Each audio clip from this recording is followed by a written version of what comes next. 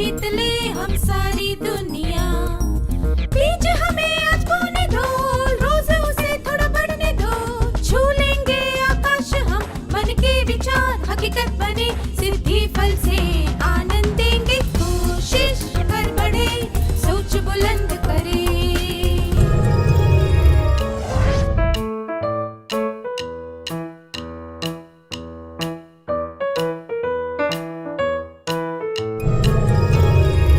नमस्ते छात्रों, आप कैसे हैं? पिछले सत्र में हमने वर्गीकरण के बारे में सीखा था। अब हम चीजों की विशिष्टता जानने के बारे में बात करेंगे।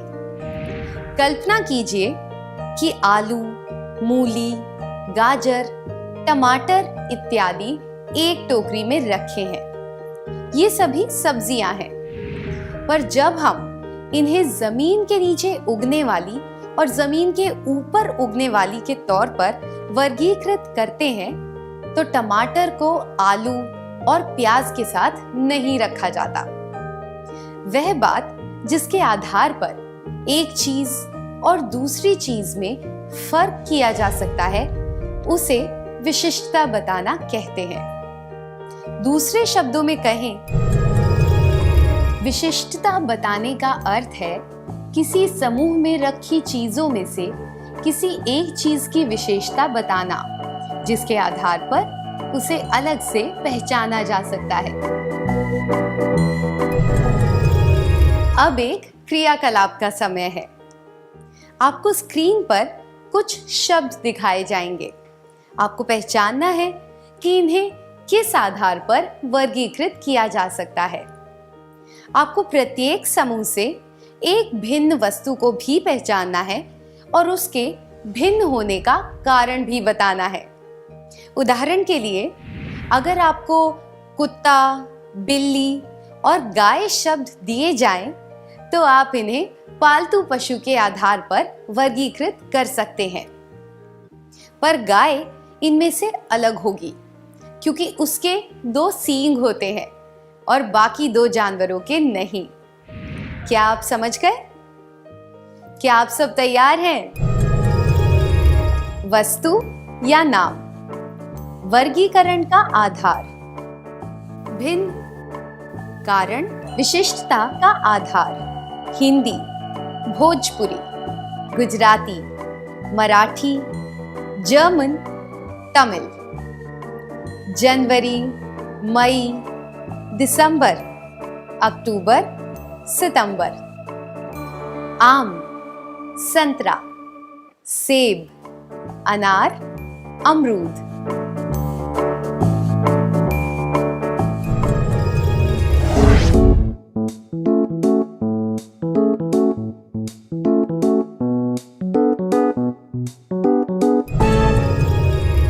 बहुत बढ़िया।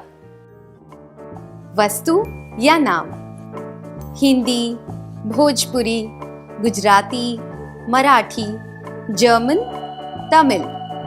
वर्गीकरण का आधार, भाषा, भिन्न, जर्मन। कारण, विशिष्टता का आधार, भारतीय भाषा नहीं है।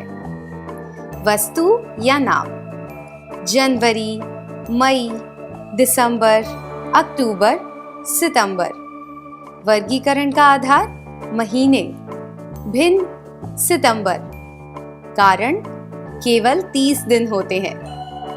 वस्तु या नाम, आम, संतरा, सेब, अनार, अमरूद। वर्गीकरण का आधार, फल, भिन्न, आम। कारण, केवल एक बीज होता है।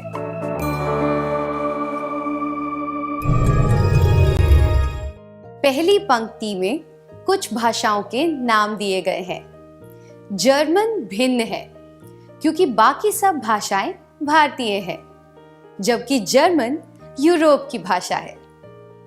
दूसरी पंक्ति में कुछ महीने बताए गए हैं। सितंबर भिन्न है, क्योंकि केवल उसमें 30 दिन होते हैं, जबकि बाकी महीनों में 31 दिन होते हैं। अगली पंक्ति में कुछ फलों के नाम हैं।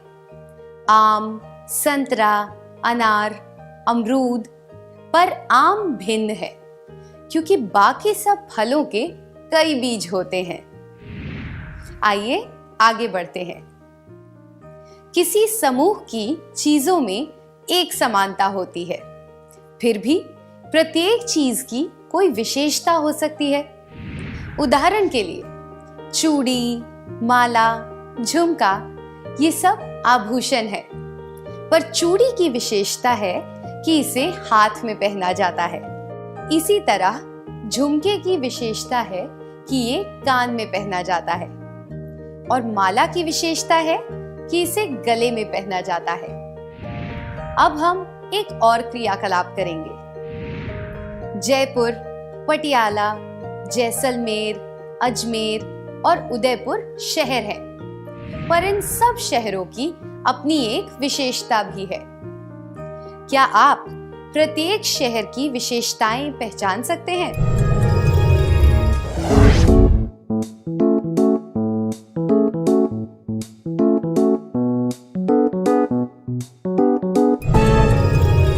बहुत बढ़िया प्रयास किया आप सबने। क्या हम उत्तर जांच लें? शहरों के समूह में केवल जयपुर एक राज्य की राजधानी है। केवल पटियाला ऐसा शहर है जो राजस्थान में नहीं है। केवल जैसलमेर में रेत के टीले और रेगिस्तान है। केवल अजमेर में एक मशहूर दरगाह है। केवल उदयपुर में 6 झीलें हैं, इसलिए उसे झीलों की नगरी कहते हैं। इसी तरह हम अपने जीवन से संबंधित सभी चीजों की विशेषताएं पहचान सकते हैं। आइए अब एक क्रियाकलाप करते हैं। आपको स्क्रीन पर कुछ शब्द या वाक्यांश दिखाए जाएंगे जो हमारे जीवन से संबंधित गतिविधियों से जुड़े हैं।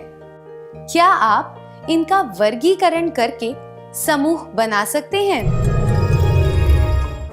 जुआ खेलना, सब्जियां खरीदना, ईमानदारी, जल्दी उठना, दूसरों को सराहना, जन्मदिन के लिए कपड़े खरीदना, स्वच्छता रखना, ईर्ष्या करना, घर के सामान खरीदना।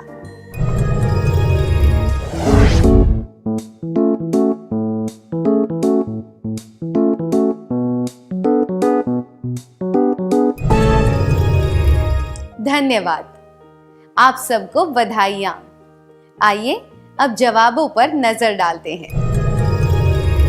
आदत: जुआ खेलना, जल्दी उठना, स्वच्छता रखना। खर्चे: सब्जियां खरीदना, जन्मदिन के लिए कपड़े खरीदना, घर का सामान खरीदना। गुण या लक्षण: ईमानदारी, ईर्ष्या करना, दूसरों को सराहना। अब क्या आप प्रत्येक समूह से उस चीज को पहचान सकते हैं जो भिन्न है?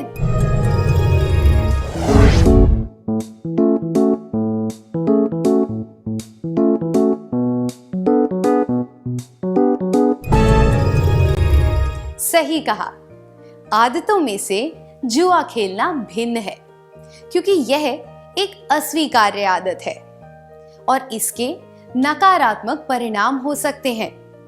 खर्चों में से जन्मदिन के लिए नए कपड़े खरीदना भिन्न है क्योंकि यह वर्ष में केवल एक बार किया जाता है।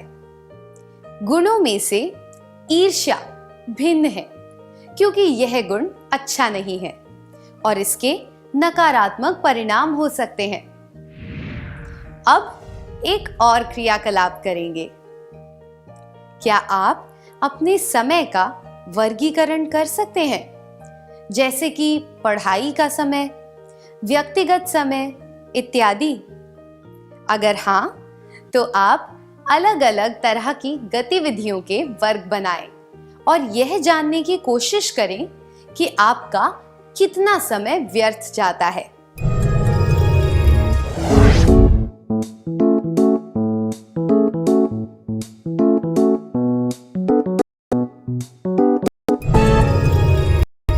धन्यवाद।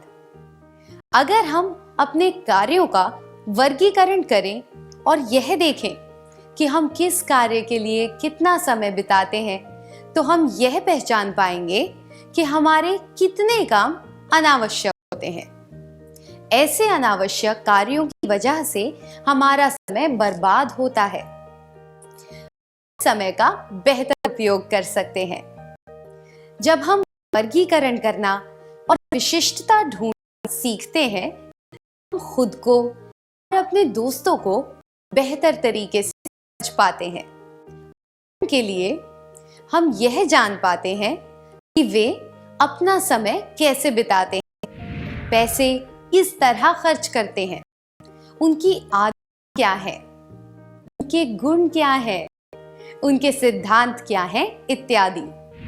ऐसा करके हम अच्छे और विश्वसनीय लोगों को पहचान सकते हैं और उनके साथ अच्छे रिश्ते बना सकते हैं। विशिष्टता पहचानने की से हम अपने समय और पैसे का बेहतर उपयोग कर सकते हैं, अच्छे दोस्तों को पहचान सकते हैं। मुझे आशा है कि आप जो भी सुनते, देखते और सोचते उसका वर्गीकरण कर पाएंगे और उनकी विशिष्टता भी पहचान पाएंगे। ऐसा करने से आप सकारात्मक कार्यों पर ध्यान दे पाएंगे और नकारात्मक चीजों से दूर रहेंगे। क्या अब हम सत्र का सार संक्षेप कर लें?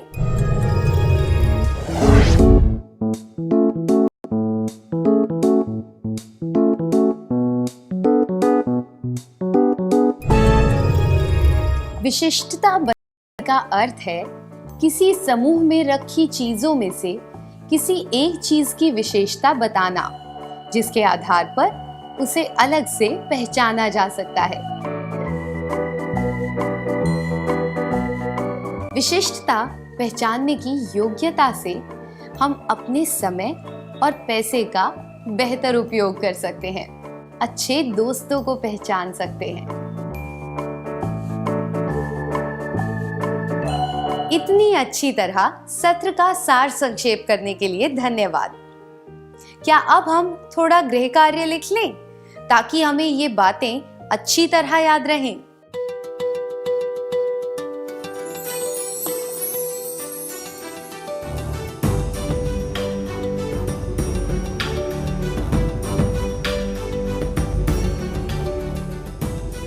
प्रश्न 1, अपनी आमदनी और अपने खर्चों का एक खाता बनाएं।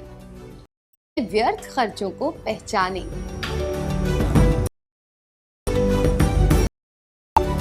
प्रश्न 2, अपनी आदतों की एक सूची और यह पहचानें कि आपको कौन सी आदतें छोड़ देनी चाहिए।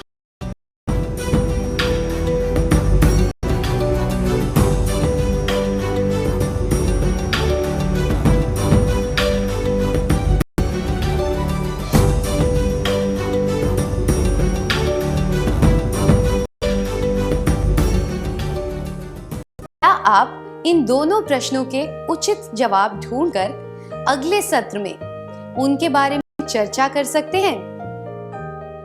तब तक के लिए अलविदा।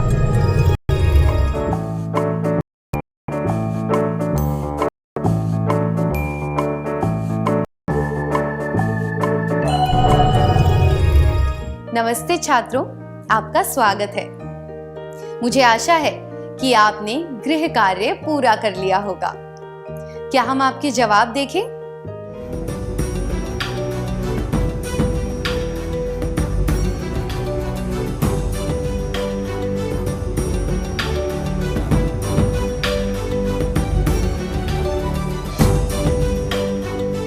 पहला प्रश्न है, अपनी आमदनी और अपने खर्चों का एक खाता बनाएं और अपने व्यर्थ खर्चों को पहचानें।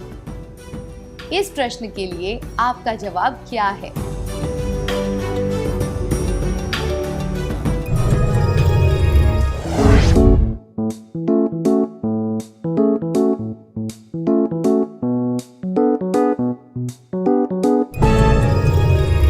प्रश्न 2, अपनी आदतों की एक सूची बनाएं और यह पहचानें कि आपको कौन सी आदतें छोड़ देनी चाहिए। इस प्रश्न के लिए आपका जवाब क्या है?